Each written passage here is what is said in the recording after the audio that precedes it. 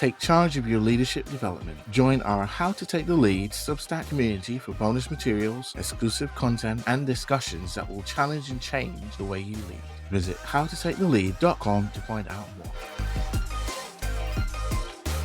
Will I or will I not still be engaged? That's the question. If I'm not, you'll know I've done my love language test and it went badly. You're listening to How to Take the Lead with Lee Griffith and Carrie-Anne Wade. Two corporate colleagues turned business besties who question everything we've ever learned about leadership. What started with us putting the world to rights over a gin after work is now a weekly show challenging the myths and perceptions and exploring what leadership looks like in the modern day. We'll also be sharing our experiences and stories along the way. You can find our show notes at howtotakethelead.com. Hit subscribe to receive new episodes every Thursday. Plus, we'd love for you to rate or leave a review of the show. And please share your thoughts and stories on the topics we cover using the hashtag HowToTakeTheLead. Welcome to this episode of How to Take the Lead. First of all, I'm quite excited because I can't believe how many episodes we're into this series already. I'm not sure where the time has gone. I'm excited and also slightly sad because I feel like we're coming to the other end of the series almost now. We've passed the halfway mark, Lee. Wow, it's gone quite quickly. And in this episode, we are going to talk about motivation. Before we get into the nitty gritty of it, Lee, how motivated are you feeling today? Today, right now? Well, I'd say I started this morning at 4 out of 10 motivation and just wanted a big cup of tea and watch a bit of location. And that was all I was worthy of this morning. Now I'd say, having ticked off quite a few of my to-do list, I'm at a solid 8 out of 10 motivation, I think. Solid 8 out of 10. I feel like that's quite a good score on the motivation front. Thank you for indulging me and sharing, Lee. And I'm glad your motivation has increased throughout the day as we've headed towards recording this podcast, and that you're not still on a 4, because that would have been really hard work for me to get your motivation levels up for a good podcast episode. The reason that we are going to have a discussion about motivation is really because obviously this whole podcast is about being a leader and leadership, and more often than not, one of the roles that you play as a leader is to be the person who motivates everybody else. So chief motivator, somebody who's there to inspire and motivate others, to take them on a journey, to motivate them to deliver certain things as part of your strategy. So you have a big role, I think, as a leader to be that motivation for other people. But what I was really interested in spending a little bit of time exploring is about, where do leaders get their motivation from? So if you're the leader and you're there to motivate everybody else, how do you get your motivation as a leader? So I'm going to put you on the spot again, Lee, and ask you for your thoughts. Wow. How do you get your motivation? Well, I think, not to cop out from this, but I almost think it's not limited to when you're a leader only. Like, I've got my leader hat on, how am I motivated? I do think it is closely aligned to understanding what motivates you in life in general is probably a pretty good first starting point. It also made me think about, have you ever done your love language test? No, it sounds like something out of Cosmo magazine from being a teenager. A love language test. Talk to me about this, Lee. I haven't done it. Oh, I thought we were getting the big reveal then about what your love language is. But it seems to be something that, like, I've heard loads of people talking about in the last 6 to 12 months. Everyone's talking about, oh, that's my love language, or so-and-so's done this and they're talking my love language and whatnot. And so it's a test apparently that works out what 5 love languages you and your partner speak. And I'm already feeling clammy about the fact that there'll probably be completely different ones and I'll find out that it is all going to go wrong. I don't want to do this test. But it got me thinking, it is linked to motivation. So the 5 tests are something like, is your love language words and affirmation based? Is it by someone doing something for you? Is it receiving a gift? Is it that feeling of a physical touch? So I suppose in a leadership point of view, is it a handshake, high five, a hug? Or is it being able to spend quality time doing something that matters? So I thought that when we talk about what motivates you and how do you find your motivation, I don't know why my mind immediately went there, but it was that thing of, if you know what your love language is, maybe you've already done a bit of work to figure out your motivation. I love that. We'll explore a little bit more about like where leaders get their motivation from, but that does helpfully lead us on to the kind of how, doesn't it? How do you work out what motivates you? But yeah, I guess it's about understanding more about yourself, isn't it, as a person, and how that translates then to you as a leader. Because like you say, it's not just about your leadership in terms of thinking about motivation. And there are lots of different motivations, aren't there, for people? Some people are very much financially rewarded, or they feel very motivated by status and power, which, as I'm saying, all of these words make me personally feel very icky, because they are not the things that motivate me at all. But as you say, other people are more motivated about, you know, the quality at which they maybe can deliver something, or the relationships that they build and the people that they spend time with. I think there is something about having to work out where your motivations come from as an individual, and then how you can apply them in your leadership role and your leadership thinking. So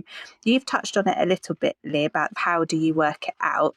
You've talked about doing your love language test. So maybe it's more about your leadership language test. Maybe that's something we need to work on, Lee. I think there's something already out there, which is that Maslow hierarchy of needs, which is probably a little less Cosmo. A little less tabloid. That is absolutely the model around a person's motivation increases as their needs are met. So I don't know all the hierarchy, but I know it's around basic needs you need to have to live, psychological needs. So I suppose, as you'd say, accomplishment, security, belonging, to maybe that self-fulfillment when you realise that you're having great experience or you're growing as a leader.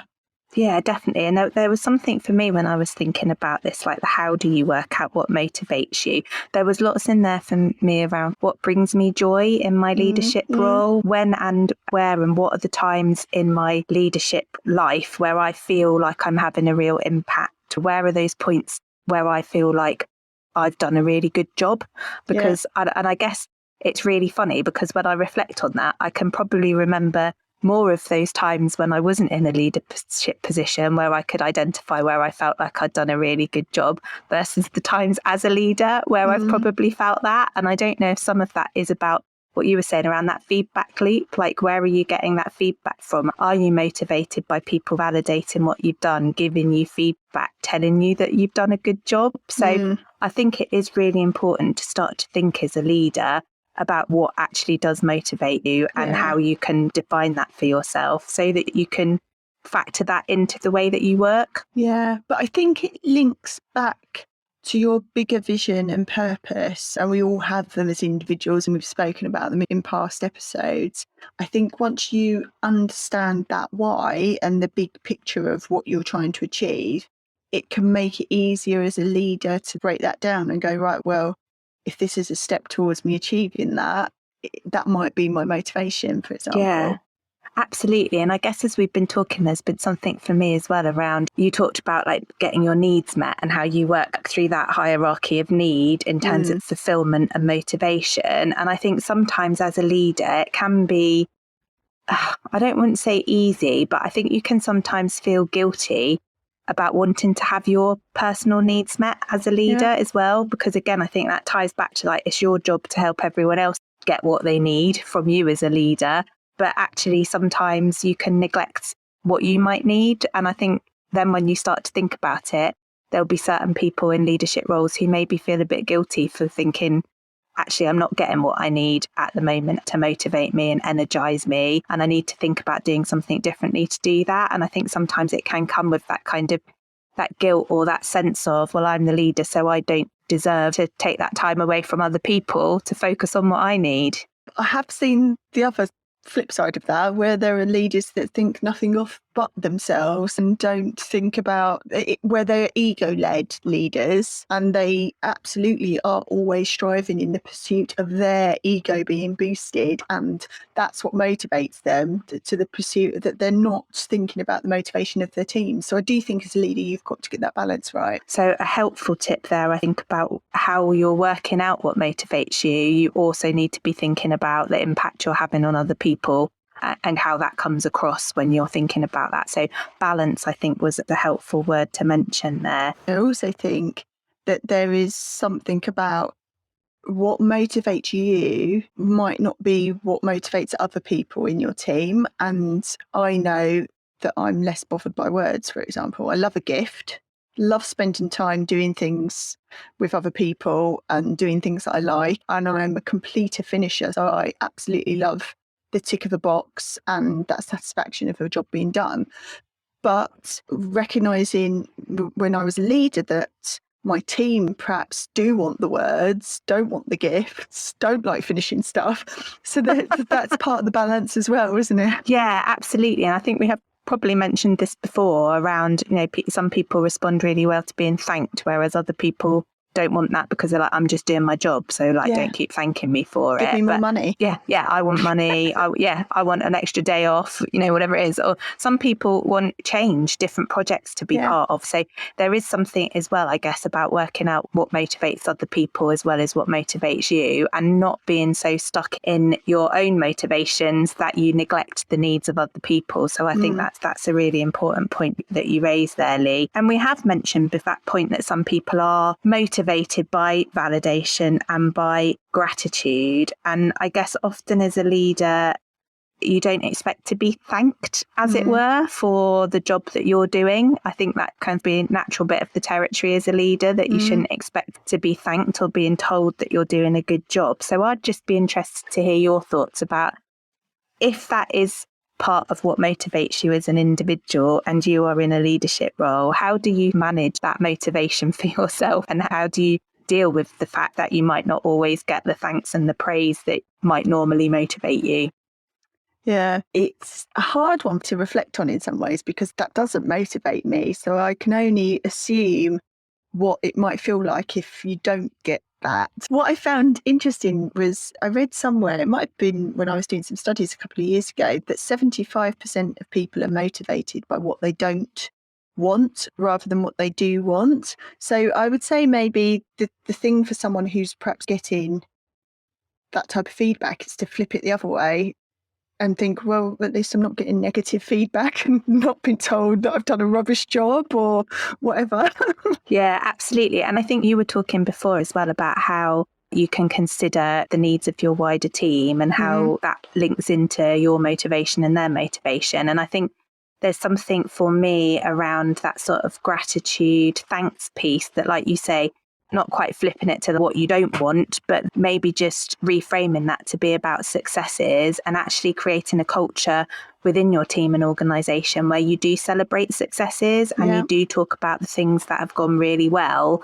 And I think in some respects that can give you some of that validation and some of that thanks that you might be looking for, but through a slightly different lens, through the lens of the wider team and the organisation. So creating that culture where the culture isn't learning from the things that have gone wrong, but actually sharing the great stuff that's going really well, I think can be a powerful tool to help motivate you if you are somebody who probably is more motivated by validation and sort of thanks and gratitude. I think you could also get that maybe if you're doing that reflection piece, just the process of what have I achieved in the last 90 days? What have I achieved this month? What have I achieved this week?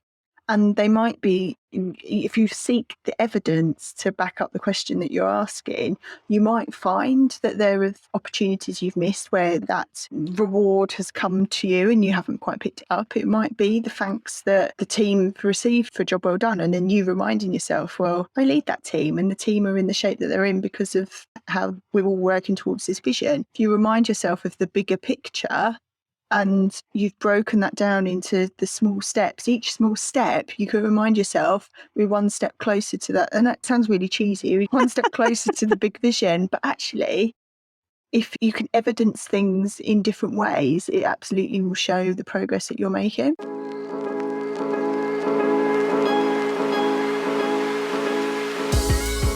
you a new, established or aspiring CEO looking to maximise your impact in the workplace? At Sunday Skies, I help you get clear on your big vision, create a strategy that connects and the communication plan to deliver it. No matter where you are in your CEO journey, through my unique blend of coaching and done with you consulting, I will give you the strategy, support and space to succeed in post. Visit sundayskies.com to find out more and sign up for my email to receive intelligence and information that will challenge and change the way you lead.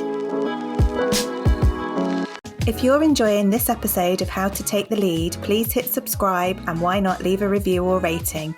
We'd also love to hear your stories and thoughts on today's topic. Please DM us, our links are in the show notes, or tag us into your socials using the hashtag How to Take the Lead.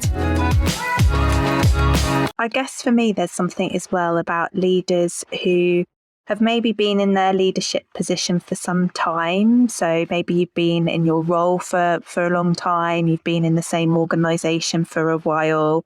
I think sometimes that can make it more challenging to motivate yourself because you kind of been, I don't want to say stuck, because there are leaders who've been in positions for a really long time and are always highly motivated. But I think sometimes it can impact your motivation and energy levels when you have been in the same place for a long time, because it can sometimes be harder, I guess, to get a different perspective on things. So if I think about my own personal experience of that, I've been in my current role and organisation for coming up to 6 years, which is actually a really long time for me. I normally spend about 2.5, 3 years in a role, and then I'm ready for the next challenge and I want to move on. But actually, the thing that's motivated me and kept me energised in this organisation is the amount of opportunity I've had to take on new things and to find that challenge within the organisation. So I haven't had to look outside of the organisation to find that new challenge to keep me energised and to keep me motivated.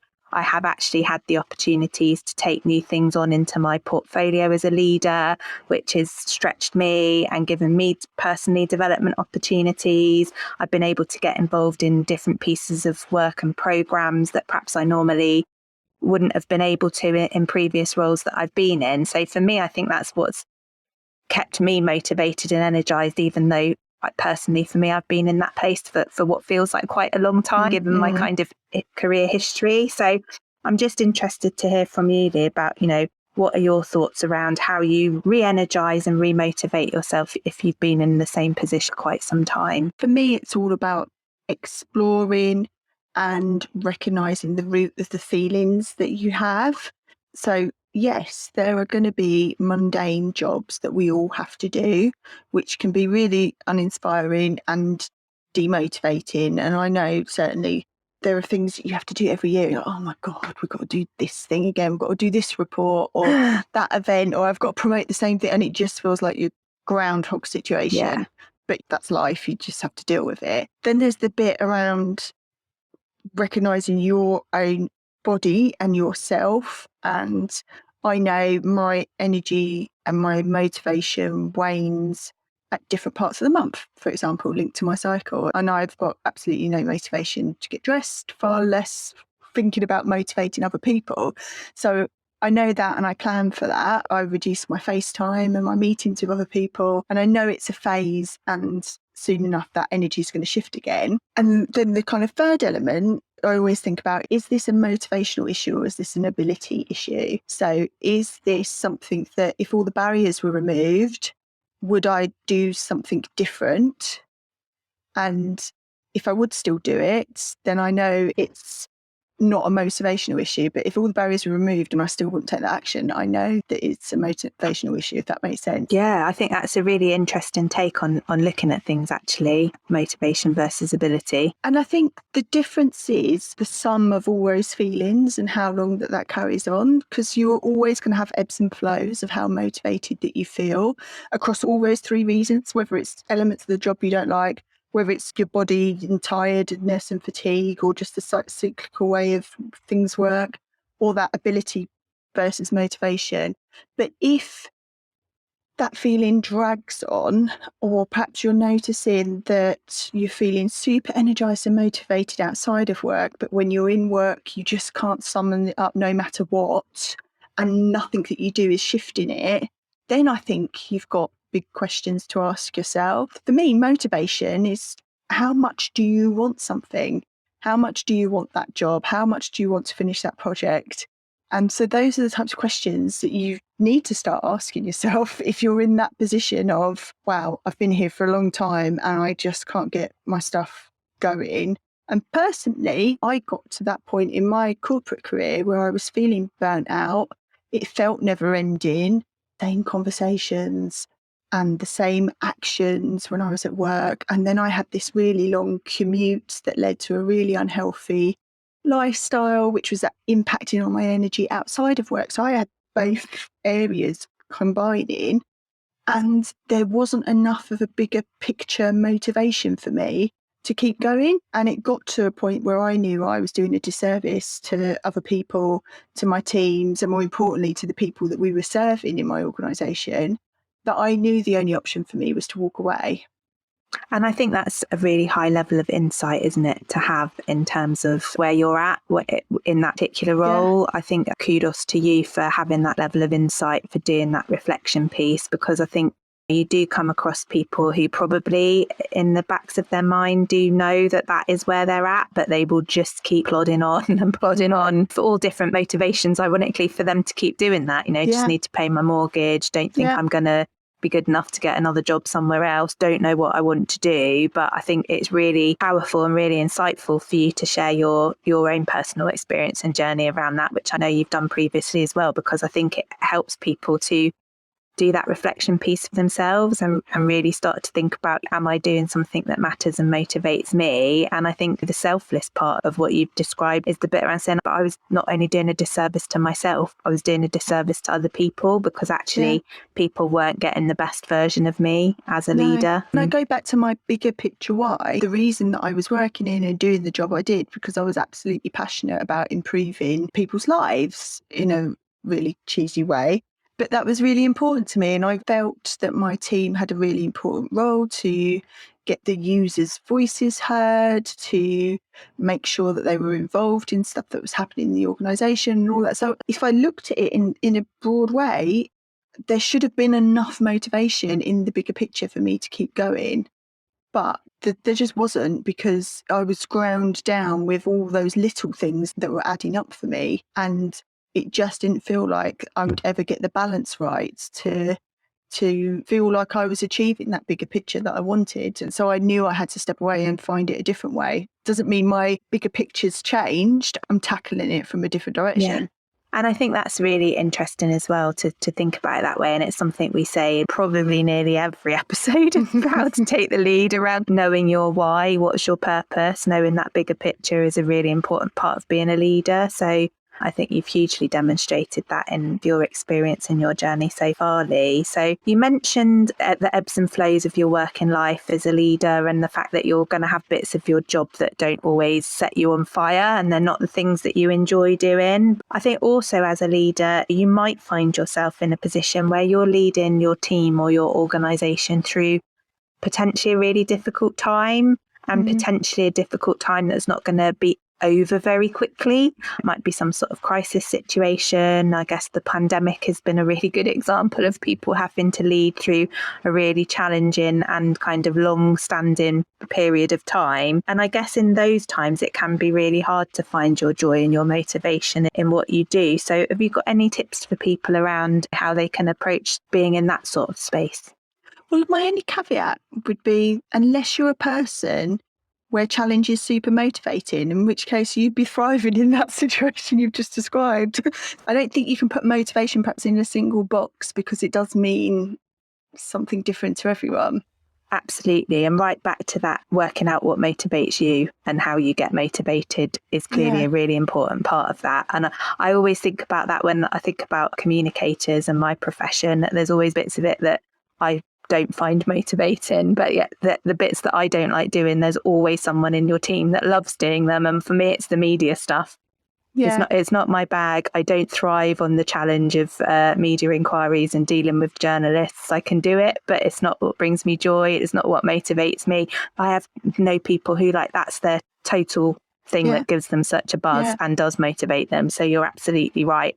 And to slightly go off topic, but it links to the previous points we were discussing, from a leadership point of view, knowing your strengths and the types of situations in which you lead is really beneficial. And there are life cycles of organisations. So there'll be times when it might be a new and emerging organisation, it might be a challenging organisation, it might be an organisation in growth. You might need someone that's the rah-rah cheerleader. You might need someone who comes in and is really focused on turnaround. And as a leader, you need to match yourself to those types of organisations that are in the right life cycle for your leadership strengths and skills that you bring. And I do think that is linked to motivation. So if you're someone who just doesn't thrive in a difficult and challenging environment and it's a pretty consistent firefighting type job, then that's maybe the opportunity that you step away and you go to somewhere where you can be the cheerleader, or vice versa. I didn't actually answer your question though, I'm sorry. You didn't. They're being very political about that. You're like a politician there, just skimming away from the question. I have got an answer. Come on then, sock it to us. What is the answer to the question, Lee? Well, I think if you're in that position where, so I'm going to reword your question. So rather than when you're in a challenging time, because we've established that might mean you thrive, but I think if you're in a position where you're doing something that is the opposite of what motivates you, then that can be what's super hard. But if I flip back to a previous point, that for 80% of the time you're doing, I don't know, whatever your percentage that you think is a good percentage, you're not going to have a 100% job where you feel fully motivated. You're off in Disney, if that's what you think. When I've had really, say, tricky and sensitive issues to deal with for me, that perhaps felt hard to deal with, and I'm thinking, this is the last thing I want to handle at the moment, I can't lean into the things that I really, really like. What I've had to do is go back to remember my why, remind myself it's only for a time, and then find different ways to replenish my reserves. So it might be I had to make best use of my network, call in for people who perhaps could make me laugh and bring a bit of like relief when it's a really difficult day, or people who can give me a bit of counsel and a different viewpoint, or someone that I can just offload and talk about what a twat so-and-so was. When I was at home, it was about making sure that I'm doing nice things, eating nice things, switching off. So I had to try and find motivation in different ways, but absolutely link back to everything's only for a time. So that was key to me. And I think the other motivator for me always is, as a completer finisher, is remembering the end point.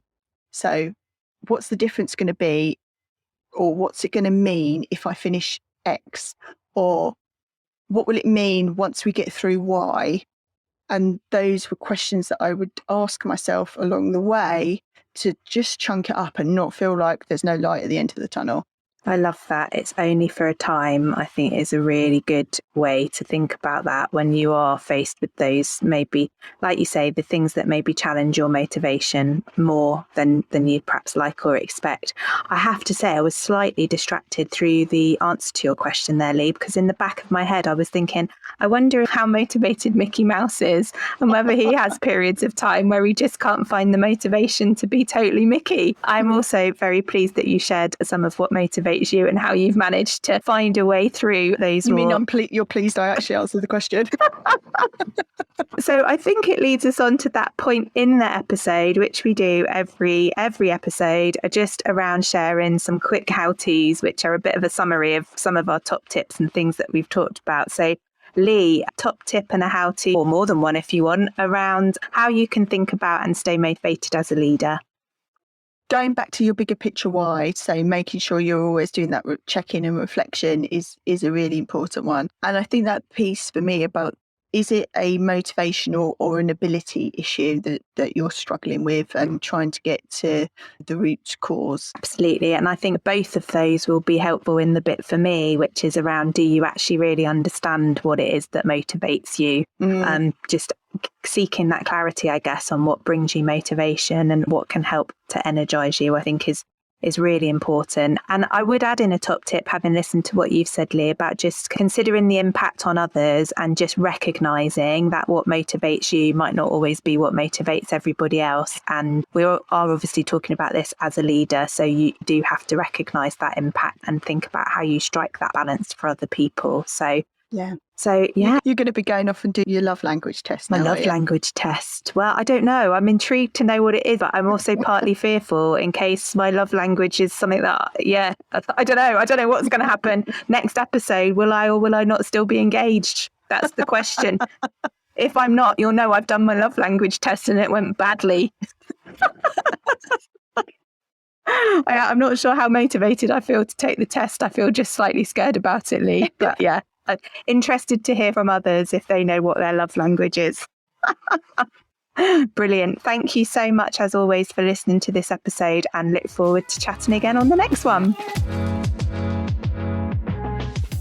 Thanks again for listening to today's episode. Don't forget to hit subscribe so you're the first to receive new episodes when they drop every Thursday. If you enjoyed the show, we'd love it if you would rate it or leave a review. And let us know your thoughts and own experiences. Get in touch with either of us on LinkedIn, Twitter or Instagram. Or use the hashtag #HowToTakeTheLead. Until next week, get out there and take the lead.